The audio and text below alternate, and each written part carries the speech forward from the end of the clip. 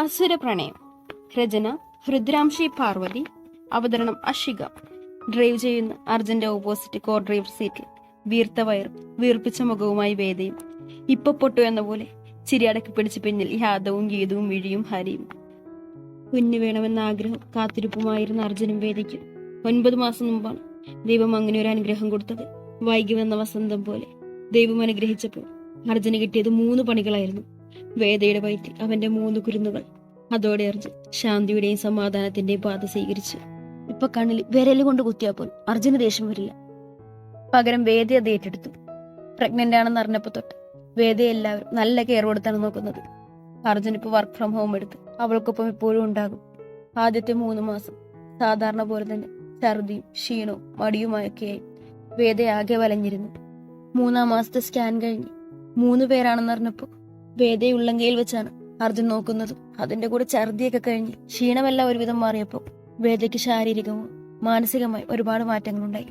അതിലവൾക്ക് ഓരോ സമയവും ഓരോ സ്വഭാവമാണ്. മെയിനായിട്ട് അവൾക്ക് പെട്ടെന്ന് കരയും, പെട്ടെന്ന് ദേഷ്യപ്പെടും. ഇപ്പൊ ഇഷ്ടമാണെന്ന് പറയുന്ന കാര്യം മുന്നിൽ കിട്ടിയ അപ്പൊ വേണ്ടെന്ന് പറയും. അത് കാണുമ്പോൾ അർജുന് ദേഷ്യം വരുമെങ്കിലും ദേഷ്യപ്പെട്ടാലോ അപ്പൊ വേദം മുറിയടച്ചിരിക്കും. അതുകൊണ്ട് അർജുൻ ദേഷ്യം പരമാവധി കടിച്ചു പിടിച്ചായിരിക്കുന്നത്. എന്നാലും വേദയുടെ ഈ സ്വഭാവങ്ങളെല്ലാം അർജുന്റെ അടുത്ത് മാത്രമേ ഉള്ളൂ. വേറെ മിഴിയോ അർജുനോ യാദവോ ഗീതുവോ വന്ന് അവൾ നല്ല കുട്ടിയാവും. അവരും എടുക്കുന്നത് ഒരു പരാതിയും വാശിയും ഇല്ലാതെ അവൾ കഴിക്കും. അത് കാണുമ്പോൾ ഇവളിത് മനഃപൂർവ്വം എന്നോട് കാണിക്കുന്നതാണോ എന്ന് തോന്നുന്നു അർജുന്. അങ്ങനെ പിണക്കവും ഇണക്കവുമായി കഴിഞ്ഞുപോയ ഗർഭകാലം. ഇപ്പൊ തന്നെ രാവിലെ ഇറങ്ങേണ്ടവർ വേദിയുടെ വാശി കാരണമാണ് വൈകിയത്.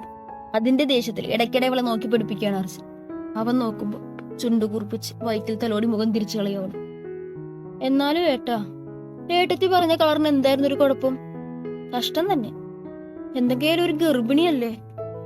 ഗീതവും ഹരിയും ഇതുപോലെ അർജുന് പണിയാൻ കിട്ടുന്ന അവസരം മുതലാക്കും. ഇപ്പോഴും അങ്ങനെയൊക്കെ തന്നെ. അതന്നെ.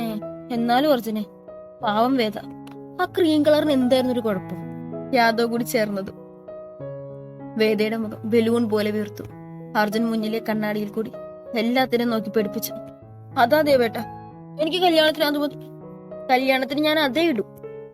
വേദ അർജുന് നേരെ തിരിഞ്ഞു. വേദ പ്രഗ്നന്റ് ആയതുകൊണ്ട് കല്യാണത്തിന് ഷോപ്പിംഗ് ഒന്നും നടത്തിയില്ല.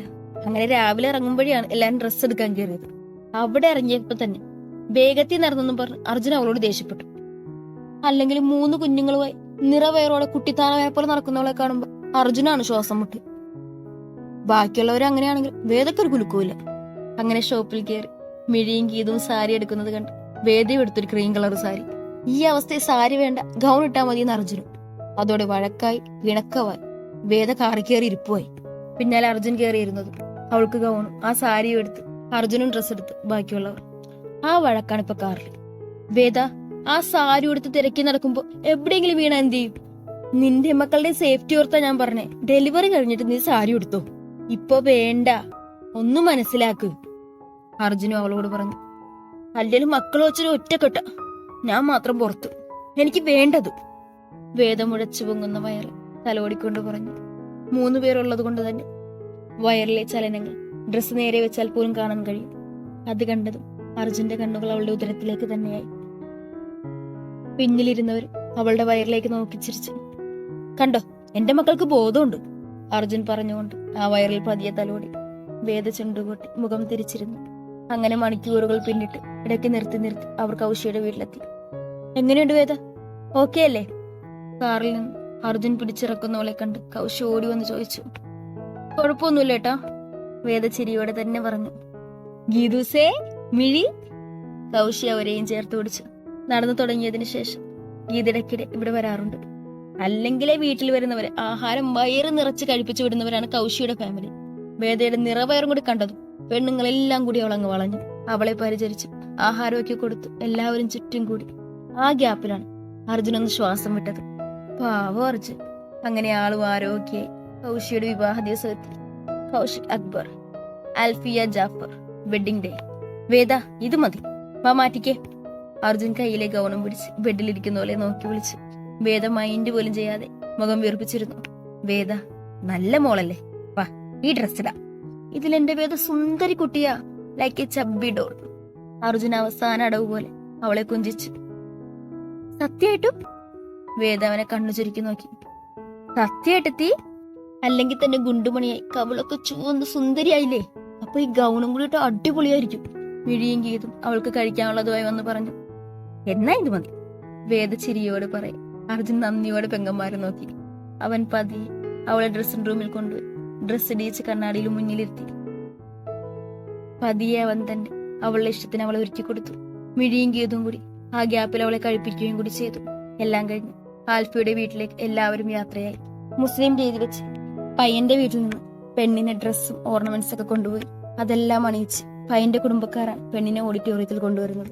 അപ്പോഴാണ് കൗശിയും അവളെ കാണാൻ പോകുന്നത്. ആൽഫിയെ ചടങ്ങ് പോലെ ഒരുക്കി എല്ലാവരും ചേർന്ന് ഹാളിലേക്ക് കൊണ്ടുപോയി.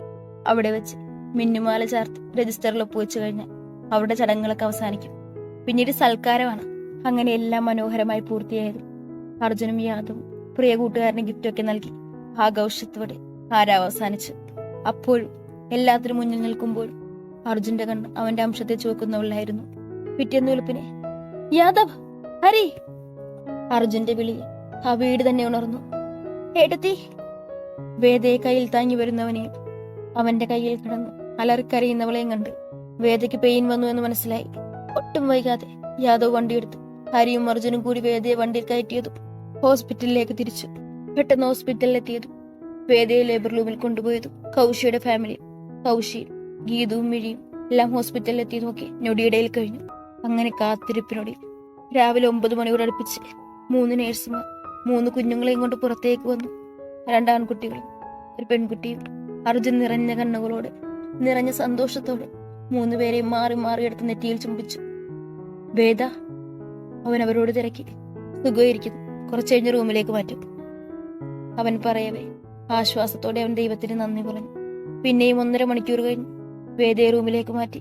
കണ്ണുനീറുറങ്ങിയ പാടും ചുവന്ന വിങ്ങിയ മുഖവും ആയി തളർന്നു കിടക്കുന്നവളെ അത്രയും പ്രണയത്തോടെയും നന്ദിയോടെയും നോക്കി അർജുൻ. അവളുടെ സഹനവും പ്രണയവുമാണ് ഇന്ന് തനിക്ക് കിട്ടിയ ജീവിതത്തിലെ ഏറ്റവും വലിയ സന്തോഷത്തിന് കാരണമെന്ന് അവൻ ഓർത്തുപോയി. ഹരിയുടെയും ഗീതയുടെയും മിഴിയുടെയും കയ്യിൽ ഇരിക്കുന്ന കുഞ്ഞുങ്ങളെ നോക്കിക്കൊണ്ട് അർജുൻ തന്റെ പ്രണയത്തെ ചേർത്ത് പിടിച്ച് നെറ്റിയിൽ ചുംബിച്ചു. ഇനിയുള്ള ജന്മങ്ങളിലെല്ലാം അവളിൽ തന്നെ ഈ അസുരന്റെ ആദ്യവും അവസാനവും എന്നൊർപ്പിച്ചുകൊണ്ട് അർജുൻ അവന്റെ സന്തോഷത്തിലേക്ക്, അവന്റെ പൂർണ്ണമായ കുടുംബത്തിലേക്ക് നിറഞ്ഞ മനസ്സോടെ നോക്കിയിരുന്നു. ദേവേട്ടാ! മുറിയിൽ നിന്നുള്ള വേദയുടെ ഉറക്കിയുള്ള വിളി താഴെ വരുന്ന ഗസ്റ്റിനെ സ്വീകരിക്കുന്ന അർജുനും യാദവും ഞെട്ടി. ഇതിനി എന്തിനാണാവും? അർജുൻ പല്ല് കടിച്ചുകൊണ്ട് പറയും. യാദവ് ചുണ്ടു കൂട്ടിപ്പിടിച്ച് ചിരിച്ചു. ചിരിക്കല്ലേ, 2 മാസം ഓടി കഴിഞ്ഞ് എന്നെക്കാളും ഭ്രാന്ത് പിടിക്കുന്നീ. അർജുൻ അവന്റെ വയറ്റിലിട്ടൊന്ന് കൊട്ടിക്കൊണ്ട് തന്റെ മുണ്ടിന്റെ തുമ്പൊന്ന് ഉയർത്തിപ്പിടിച്ച് മുകളിലേക്ക് ഉയരി. വേദേ, ഞാൻ വന്ന്. വേദ വീണ്ടും വിളിക്കും മുന്നേ അർജുൻ ഡോർ തുറന്ന് പറഞ്ഞതേ ബെഡിൽ മുഖം വീർപ്പിച്ചിരിക്കുന്നവളെ കണ്ടു. നിലം നിറഞ്ഞിരിക്കുന്ന ടോയ്സ് കാലുകൊണ്ട് തട്ടുകൊണ്ട് അവനകത്തേക്ക് ചെന്നു. എന്നും ക്ലീനായി അടുക്കും ഒതുക്കുമായി റൂം കിട്ടണമെന്ന് നിർബന്ധമുള്ള അർജുന് ഇപ്പൊ റൂം ഉള്ളത് തന്നെ അർജുന് വലിയ ആശ്വാസമാണ്. എന്താ വേദേ പ്രശ്നം? അർജുൻ അവൾക്കടുത്തിരുന്ന് ശാന്തമായി ചോദിച്ചു. ദേ നോക്ക്, കുളിപ്പിച്ചിരുത്തി പോയതാ, കോലം കണ്ടോ? ഇനി എനിക്ക് വയ്യ. വേദ കിഡ്സ് ബെഡിൽ ചൂണ്ടി പറയേ ഒരു ട്രൗസർ വിട്ട് മുഖം മുഴുവൻ കരിയും പൗഡർ ലിപ്സ്റ്റിക്കുമായിരിക്കുന്ന 3 കണ്ട് അവനൊന്ന് നിശ്വസിച്ചു. അവൻ വേദയും അവരെ മാറി മാറി നോക്കി. അച്ഛനിട്ട് എങ്ങനെ പണിയാമെന്ന് നോക്കുന്ന അമ്മയും മക്കളും എന്നെ അങ്ങ് കൊല്ലി. വാ, ഇറങ്ങിക്കേ. അർജുൻ മുണ്ടും മടക്കി കുത്തി ഷർട്ടിന്റെ കൈ തെരുത്തി വെച്ച് 3 മാറി മാറി നോക്കി. 3 പേർ കുഞ്ഞിപ്പല്ല് കാട്ടി അവനെ നോക്കി ചിരിച്ചു. ചിരിച്ചോ, ഇനി അതും കൂടി കുറക്കണ്ട. അർജുൻ ഓരോന്നിനെയായി എടുത്ത് നിലത്ത് നിർത്തി. ഒരു ഹെൽപ്പ്? അർജുൻ വേദയെ ഒന്ന് നോക്കി. അവൾ മുഖം തിരിച്ചു. അതോടെ വരിയെ അവൻ 3 കൊണ്ട് ബാത്റൂമിലേക്ക് കയറി. ഇതാണ് അർജുന്റെയും വേദയുടെയും പ്രണയ സന്തതികൾ. അദ്വിക് ദേവ്, എല്ലാവരും ആദിന്ന് വിളിക്കും. അർവിൻ ദേവ്, എല്ലാവരും അച്ചു എന്ന് വിളിക്കും. ആരാധ്യ ദേവ്, എല്ലാവരുടെയും ആരും. അർജുൻ പറഞ്ഞതുപോലെ വേദയോട് അവൻ ചെയ്തതിനൊക്കെ അവന് വേണ്ടി ദൈവം അറിഞ്ഞു കൊടുത്ത 3 പണികളാണിവർ. സാധാരണ കുഞ്ഞായിരിക്കുമ്പോ അച്ഛനോട് പ്രത്യേകം ഇഷ്ടം തോന്നുന്ന മക്കളാണ് കൂടുതലെങ്കിലേ. ഇവിടെ എങ്ങനെ അർജുന് പണി കൊടുക്കാമെന്ന് ആലോചിക്കാൻ പോന്നു. ഇടയ്ക്ക് അവർക്കൊപ്പം വേദയും കൂടും. അപ്പോ അർജുൻ ശരിക്കും പെട്ടുപോകും. അമ്മാതിരിയാണ് 3 കയ്യിലിരിപ്പ്. ഇവരുടെ എല്ലാവരുടെയും കൂടി ഹരി കൂടെ ആയതും പിന്നെ പറയണ്ട. അർജുന്റെ കഷ്ടകാലമാണ്. എന്നിരുന്നാലും അവൻ ബിസിനസ് ആവശ്യത്തിന് പുറത്തു പോകുമ്പോ 3 അവനെ കാണാതെ കരഞ്ഞ അസുഖം വരുത്തി വെക്കും. അത്രയും സ്നേഹവുമാണ്. അവർ പോയി കഴിഞ്ഞത് വേദ ബെഡിൽ തേച്ച് മടക്കി വെച്ചിരുന്നു. യെല്ലോ ഡാർക്ക് ആൻഡ് ഗ്രീൻ പട്ട് സാരി എടുത്ത് ഭംഗിയായി ഉടുത്തു. സാരി ഉടുത്തു മുടിമെടഞ്ഞിട്ട് പൂവച്ച് കഴിഞ്ഞപ്പോഴേക്കും ബാത്റൂമിൽ നിന്ന് എല്ലാത്തിനെയും വൃത്തിയാക്കി ഒന്നുകൂടെ കുളിച്ച് അർജുനും മക്കളും എത്തി. ഇനി ഒരിക്കില്ലേ നീ? ആടെ എല്ലാരും വന്നു തുടങ്ങി വേദ, പ്ലീസ്. അവൻ മക്കളെ തുടച്ച് ബെഡിലിരുത്തിക്കൊണ്ട് അവളെ ദയനീയമായി നോക്കി. ഞാൻ ഒരുക്കാം. വേദ അവനെ നോക്കി അമർത്തി മൂളിക്കൊണ്ട് പറഞ്ഞതു അർജുൻ അവളുടെ കവളിൽ അമർത്തി മുത്തി പുറത്തേക്ക് ഓടി. ഇനി നിന്ന് മൂന്നേ ഒരുക്കുന്നതും കൂടി അവനാവും. പാവം. ആദിക്ക് വച്ചുവൻ ഡാർക്ക് ഗ്രീൻ ഷർട്ടും കുഞ്ഞുമുണ്ട് ഉടുപ്പിച്ച് മുഖയും ചെയ്യി വെച്ച് മുഖത്തൽപ്പം പൗഡറും ഇട്ട് കുഞ്ഞു ഷൂ കൂടി അവർക്കെടുത്തിട്ട് കൊടുത്തു. ആൺകുട്ടികളായതുകൊണ്ട് അവരെ ഒരുക്കാൻ അവൾക്ക് അധികം താമസം വേണ്ടി വരില്ല. അവരിരുന്നും കൊടുക്കും. വേദ ഒരുപാട് പാടുപെടുന്ന അവളിലാണ്. എല്ലാവരുടെയും ചെല്ലക്കുട്ടി. അർജുന്റെ ദേഷ്യം അതുപോലെ തന്നെ കിട്ടിയ കാന്താരി കുഞ്ഞിപ്പെണ്ണ്. ആരു ഇവിടെ നിന്ന് അനങ്ങരുത് രണ്ടും. അമ്മ ആരുവിനെ ഒരുക്കട്ടെ, വേദ കുറുമ്പന്മാരോട് പറഞ്ഞുകൊണ്ട് ടവറെടുത്ത് കയ്യിലെ ടോയും വെച്ച് കളിക്കുന്ന പെണ്ണിന്റെ അടുത്തേക്ക് ചെന്നു. അവളെപ്പോലെ തന്നെ യെല്ലോ ഡാർക്ക് ഗ്രീൻ പട്ടുപാവാടയാണ് കുഞ്ഞിപ്പെണ്ണിന്. ആരൂട്ടി, നമുക്ക് ഉടുപ്പിടാം. വേദ പെണ്ണിനെ കൊഞ്ചിച്ചുകൊണ്ട് ബെഡിൽ എഴുന്നേൽപ്പിച്ച് നിർത്തി ക്രീമും പൗഡറൊക്കെ ഇട്ട് ഉടുപ്പ് ഉടുപ്പിച്ചു. അത് കഴിഞ്ഞത് പെണ്ണൊരു കാറിച്ചു തുടങ്ങി. അവൾക്കിങ്ങനെ ശരീരം നിറഞ്ഞെടുക്കുന്ന ഡ്രസ്സ് കാണുന്നതേ കലിയാണ്. ഒരു കുട്ടിയുടുപ്പ്, ഒരു ഷോർട്സുമാണ് അവളുടെ ഇഷ്ടവേഷം. ഉടുപ്പ് വേണമെന്ന് നിർബന്ധമില്ല താനും. ആരൂട്ടി, മോളെ കരയല്ലേ? ചെറിയച്ഛന്റെ കല്യാണം കാണാൻ പോണ്ടേ? ദേ അമ്മയും ആരും സെയിം. നല്ല മോളല്ലേ, സുന്ദരിയാവേണ്ടേ? വേദ പഠിച്ച പണി 18 എടുത്തു. ആരും നടങ്ങി. പിന്നെ വേഗത്തിൽ 2 കൊമ്പ് കൂടി കെട്ടിവെച്ച് പൂവും വെച്ച് ഒരു പൊട്ടും വെച്ച് കണ്ണു എഴുതി കവിളിലൊരു കുത്തും വെച്ച് കൊടുത്തു. അതോടെ ആരുവിന്റെ പണി കഴിഞ്ഞു. എനിക്കിനി ഒരുക്കൊക്കെ ഗീതുവിന്റെ അടുത്ത് ചെന്നിട്ടേ ഉള്ളൂ. എല്ലാം നശിപ്പിച്ചില്ലേ കുട്ടിപ്പട്ടാളം. അവരെ മുന്നിൽ നടത്തിച്ച് പിന്നാലെ നടന്നുകൊണ്ട് വേദ പെറുപുറത്തു. താഴേക്ക് പടിയിറങ്ങിയത് മൂന്നും കൂടി യദു വച്ചാ എന്ന് കാറിക്കൊണ്ട് യദുവിന്റെ അടുത്തേക്ക് ഓടി. അവൻ ചിരിയോടെ മുട്ടിലിരുന്ന് കൈവിടർത്തിയതും മൂന്നും അവന്റെ ഉള്ളിൽ കയറി. അർജുൻ അവരെ നോക്കി വേദയെ പുരികമുയർത്തി നോക്കി. എന്തേ ഒരു പൊട്ടുപോലും വെച്ചില്ലല്ലോ? അർജുൻ അവൾക്ക് അടുത്ത് വന്ന് നെറ്റിയിലെ മുടി ഒതുക്കിക്കൊണ്ട് ചോദിച്ചു. അതൊക്കെ എടുത്തല്ലേ മക്കൾ ബ്യൂട്ടീഷ്യൻ ചെയ്തത്. വേദ അവനെ നോക്കി ചുണ്ടുകൂർപ്പിച്ചു. സാരമില്ല, പോട്ടെ. ഗീതുവിന്റെ അടുത്തേക്ക് ചെല്ലി. ഇവരെ ഞാനും ഇതും കൂടി നോക്കിക്കോളാം. പെട്ടെന്നാവട്ടെ. അർജുൻ അവളെ ഗീതുവിന്റെ അടുത്തേക്ക് വിട്ടു. ഗീതുവിന്റെ റൂമിൽ ചെന്നപ്പോ വീർത്ത വയറിലൊന്ന് തലോടിക്കൊണ്ട് യെല്ലോ മെറൂൺ സാരി എടുക്കാൻ പാടുപെടുന്നവളെ വേദു ഒന്ന് നോക്കി ചിരിച്ചു. ഗീതു നടന്നു തുടങ്ങിയെങ്കിലും പെട്ടെന്നൊരു കുടുംബജീവിതത്തിലേക്ക് പോവുക എന്നത് അവൾക്ക് സാധ്യമായ ഒന്നായിരുന്നില്ല. അത് മനസ്സിലാക്കിക്കൊണ്ട് യാദവും അവൾക്ക് സമയം കൊടുത്തു. 2 വർഷം കൂടി കഴിഞ്ഞത് യാദവിന് വേണ്ടി ഗീതു എല്ലാ ഉള്ളിൽ നിന്നും ഇത് സ്വപ്നം പോലെ എടുത്തു മാറ്റി. അതുകൊണ്ട് തന്നെ അവരുടെ കല്യാണം കഴിഞ്ഞ് 3 വർഷം വേണ്ടി വന്നു അവർക്കിടയിൽ ഒരാൾ സ്ഥാനം പിടിക്കാൻ. ഗീതുവിന് ഇത് 7ാം മാസമാണ്. വിളിക്കായിരുന്നില്ലേ ഗീതു? വേദ ചെന്ന് അവളുടെ പ്ലേറ്റ് എടുത്തു വെച്ചുകൊണ്ട് ചോദിച്ചു. കഴിഞ്ഞിടത്തി. ഗീതു അവളെ നോക്കി ചിരിച്ചു. വേദ അവളുടെ വയറിലൊന്ന് തലോടിക്കൊണ്ട് ചെറുതായൊന്ന് മേക്കപ്പ് ചെയ്തു. കണ്ണെഴുതി പൊട്ടും വെച്ച് ലിപ്സ്റ്റിക് വിട്ട് സിന്ദൂരരേഖ നീട്ടി വരച്ച് വേദയുടെ ഒരുക്കം പൂർത്തിയാക്കി. പിന്നെ ഗീതുവിനെ സഹായിച്ച് 2 പേരും പുറത്തേക്ക് ഇറങ്ങി. സ്ത്രീ റെഡിയായില്ലേ ദേവേട്ടാ? സമയാകാറായി. ഒരുക്കി വന്നു മക്കളെ കളിപ്പിച്ചിരിക്കുന്ന അർജുനോട് വേദ തിരക്കി. യാദവ് ആരോനെ എടുത്തുകൊണ്ട് ഗീതുവിനെ ഒരു കൈ കൊണ്ട് ചേർത്ത് പിടിച്ചു. ഗീതുവിന്റെ അതേ കളർ മെറൂൺ ഷർട്ടും മുണ്ടുമാണ് യാദവിന്റെ വേഷം. ഓക്കെ അല്ലേ അഞ്ജലി? യാദവ് അവളെ നോക്കി ചോദിച്ചു. ഗീതു കണ്ണു ചിമ്മിക്കൊണ്ട് അവനോട് ചേർന്ന് നിന്നു. ചെറിയച്ഛനെ നോക്കാൻ പോകാം. വേദ അച്ചുവിനെ അർജുന ആദിയെ കയ്യിലെടുത്തുകൊണ്ട് മക്കളോട് പറഞ്ഞ് ഹരിയുടെ റൂമിലേക്ക് പോയി. റെഡിയായി കഴിഞ്ഞു ഫോട്ടോഗ്രാഫേഴ്സ് പറയുന്ന പോലെ പോസ് ചെയ്യുന്ന ഹരിയെ കണ്ട് അവർ അകത്തേക്ക് ചെന്നു. ഹരി! ആരുവിന്റെ കൊഞ്ചിക്കൊണ്ടുള്ള വിളി. ഹരി ബലൂൺ കാറ്റഴിച്ചു വിട്ടതുപോലെ അവരെ നോക്കി. ആരുവിന്റെ പുറകെ അതേ വിളിയോടെ ആദിയും അച്ചുവും കൂടിയത് കോളം തികഞ്ഞു. കല്യാണച്ചക്കന്റെ ഒരുക്കം കഴിഞ്ഞോ ആവോ? വേദയാണ്. ദേ ലച്ചു, വേണ്ട. മനുഷ്യരുടെ മൂട്ടിൽ തീയായിട്ടാ നിൽക്കുന്നത്. അപ്പോഴാ ഹരി വേദയുടെ തോളിൽ കൈയിട്ട് ചേർത്ത് പിടിച്ചു. വർഷങ്ങൾ ഇത്ര കഴിഞ്ഞിട്ട് ഒരു മാറ്റവുമില്ല ഹരിക്കും വേദയ്ക്കും. ഇന്നും ഇണക്കവും പിണക്കവും ഉള്ള പാരവെപ്പുമായി ഒത്തുപോകുന്ന സൗഹൃദം. ഇതൊരു പകരം വീട്ടിലാണോടാ? ഞാൻ കളിയാക്കും. വേദയും വിട്ടുകൊടുത്തില്ല. കൂടെ അച്ചുവിനെ കൂടെ അവന്റെ കയ്യിലേക്ക് കൊടുത്തു. സമയം വീണ്ടും എനിക്ക് വരുവടി. 3 എണ്ണമാണ് എനിക്ക് ക്രൈം പാർട്ട്ണർ. ഇന്ന് നിങ്ങളുടെ റൊമാൻസ് പൊളിയും മോളെ. ഹരി അവളെ നോക്കി പുച്ഛിച്ചുകൊണ്ട് പറയും. വേദ അവനെ നോക്കി ഇളിച്ചു. അർജുൻ ബിസിനസ് മീറ്റിംഗ് ഒക്കെ കഴിഞ്ഞ് ദിവസങ്ങളോളം മാറി നിന്ന് വരുമ്പോൾ മക്കളെ സോപ്പിട്ട് ഹരിക്കടുത്താക്കി വേദയും മറിച്ചു കുറച്ചു സമയം അവരുടെ ലോകത്തേക്ക് പോകും. ഇതാണിപ്പോ ഹരി അവർക്ക് കൊടുക്കുന്ന പണി. ഈ 3 ഉണ്ടെങ്കിൽ അർജുന വേദയുടെ പരിസരത്തേക്ക് പോലും വിടില്ല. അങ്ങനെ പറഞ്ഞൂടാ. പാവമല്ലേ നിന്റെ ലച്ചുവും വേട്ടനും.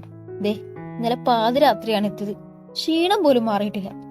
വേദയ്ക്ക് നിഷ്കുഭാവം. വാ, കൊഴപ്പില്ല. ഇന്നെന്റെ ഫസ്റ്റ് നൈറ്റ് ആണടി. ഒരാഴ്ചയെ എന്റെ മിഴിപ്പെണ്ണിനെ കണ്ടിട്ട് വിഷമമുണ്ട്. ഹരിയില്ലാത്ത കണ്ണുനീർ തുടച്ചുകൊണ്ട് പറഞ്ഞു. ഒരു ഫോട്ടോ. ഫോട്ടോഗ്രാഫർ പറയും. സംസാരം നിർത്തി എല്ലാവരും ഹരിക്കൊപ്പം നിന്നു. ഹരി നടക്കും.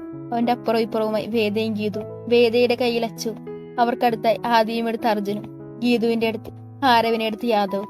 ഒരു പെർഫെക്റ്റ് ക്ലിക്ക് എടുത്തു കഴിഞ്ഞത് മാണിക്കോത്ത് കുടുംബക്ഷേത്രത്തിലേക്ക് എല്ലാവരും ഇറങ്ങി. വളരെ ലളിതമെന്നാൽ എല്ലാ ചടങ്ങുകളോടും കൂടി ഹരിയെന്ന് എല്ലാ അർത്ഥത്തിലും മിഴിയാവൻ്റെതാക്കുന്ന ദിവസമാണ്.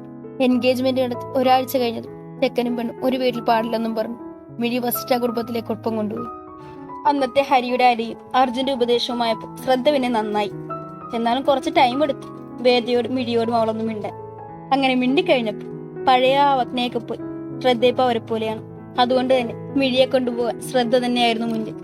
1 വർഷം കഴിഞ്ഞത് കൗശി അവൻ വർക്ക് ചെയ്തിരുന്ന കൊച്ചിയിലെ ഹോസ്പിറ്റലിൽ നിന്നും റിസൈൻ ചെയ്ത് അർജുന്റെ ഹോസ്പിറ്റലിലേക്ക് കയറി. അവിടെ ഹോസ്പിറ്റലിനടുത്തായ ഒരു വീടെടുത്ത് കൗശിയും അൽഫിയും കൂടി. അവർക്കൊപ്പം ഇപ്പോൾ കൗശിയുടെ ഉമ്മയും വാപ്പയും ഉണ്ട്. അതിനും കാരണമുണ്ട്. അൽഫി ഇപ്പൊ പ്രഗ്നന്റ് ആണ്. അങ്ങനെ അടുത്തടുത്തായി അവരെല്ലാം ഒന്നിച്ചായി. ഒരു വിളിക്കപ്പുറത്ത് മാണിക്കോത്ത് കുടുംബക്ഷേത്രത്തിന് മുന്നിൽ ബെൻസ് കാറുകൾ നിറഞ്ഞു. ആദ്യത്തേതിൽ നിന്ന് ഹരിയും അർജുനും വേദയും അച്ചുവും ആദിയും ഇറങ്ങി. രണ്ടാമത്തെ കാറിൽ നിന്ന് ഗീതുവും ആരവും യാദവിന്റെ അച്ഛനും അമ്മയും ഇറങ്ങി. യാദവിനെ കണ്ടു കഴിഞ്ഞാൽ ആര് പിന്നെ അവർക്കൊപ്പമാണ്. ആ സമയം കൂട്ടാളികളെ പോലും ഓർക്കുകയുണ്ട. യാദവും ആരും ഒരു പ്രത്യേക ബോണ്ടാണെന്ന് തന്നെ പറയാം. അടുത്തതിൽ നിന്ന് കൗശിയും അൽഫിയും ഉമ്മയും വാപ്പയും ഇറങ്ങി. പിന്നീട് അടുത്ത കാറിൽ നിന്ന് അർജുന്റെ ബിസിനസ് പാർട്ട്നേഴ്സും അവരുടെ ഫാമിലിയും ഇറങ്ങി. പിന്നിലെ വലിയ വാനിൽ നിന്ന് ഓഫീസ് സ്റ്റാഫും. കോളേജ് പഠിത്തം കഴിഞ്ഞ മിഴിയെ അർജുൻ കയ്യോടെ തന്നെ കമ്പനിയിലേക്ക് കൊണ്ടുപോയി. മായമ്മയും ഇടതുഭാഗത്തായി മിഴിയും. അവൾക്ക് തൊട്ടടുത്തായി ശ്രദ്ധയും ഉണ്ടായിരുന്നു. വസിഷ്ഠയുടെ കുറച്ച് ഫ്രണ്ട്സും സ്റ്റാഫും പാർട്ട്നേഴ്സും ഉണ്ടായിരുന്നു. കൂടെ ശ്രദ്ധയുടെ ഫ്രണ്ട്സും. ചില്ലി റെഡ് പട്ടുസാരിയിൽ ദേഹം മറഞ്ഞു കിടക്കുന്ന ആഭരണങ്ങളും മുഖത്ത് മേക്കപ്പും തലയിൽ നിറയെ പൂവുമൊക്കെയായി അത്യധികം പ്രൗഢിയോടെ മിഴിയും നിന്നു.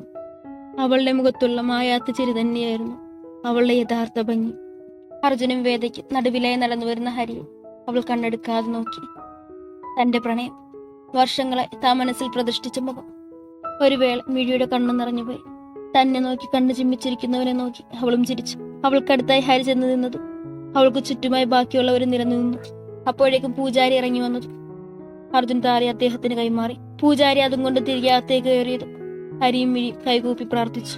കൃത്യസമയത്ത് തന്നെ പൂജാരി പൂജിച്ച താലി വസിഷ്ഠ ഹരിക്ക് കൈമാറിയതും അവൻ അർജുനെയും വേദയെയും യാദവിനെയും എല്ലാം നോക്കി ആ താലി മിഴിയുടെ കഴുത്തിലണിയിച്ചു. മിഴി കൈകൾ കൂപ്പി കണ്ണുകളടച്ച് നിറഞ്ഞ മനസ്സോടെ ആ താലി ഏറ്റുവാങ്ങി. ആ സമയം പിടിച്ചു വെച്ച കണ്ണുനീർ അവളിൽ നിന്നും ഒഴുകിയിറങ്ങിയിരുന്നു.